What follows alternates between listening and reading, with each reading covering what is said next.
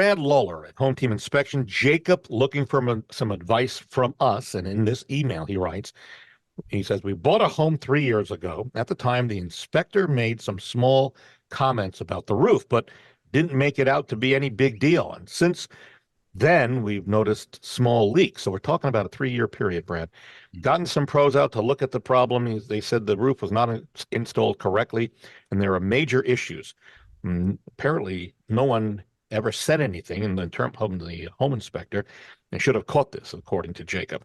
So going back to his inspection, Jacob says there are some caveats about not being roof experts. They try their best, but it seems like they missed some very basic stuff. So Jacob says, do we have any recourse? Can we go back to the inspector or the seller? Thoughts? And maybe Corey, you want to jump on that at the end.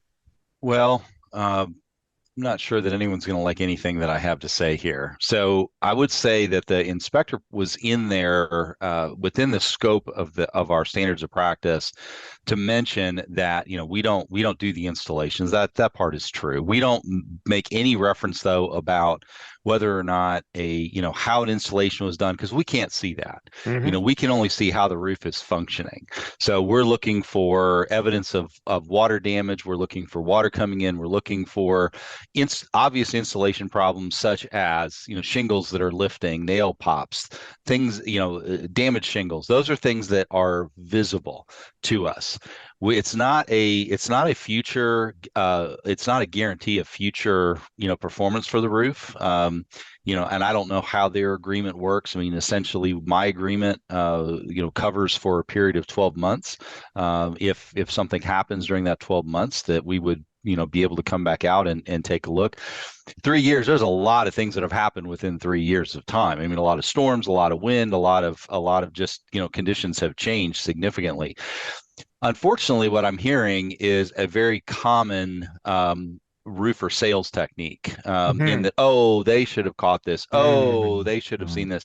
It's a great way to sell a roof. And what I will tell you is anytime you get any tradesman coming in and saying, your home inspector should have known, then the first thing you do is call the home inspector and have a conversation with them, because it's a concept called last man in the door.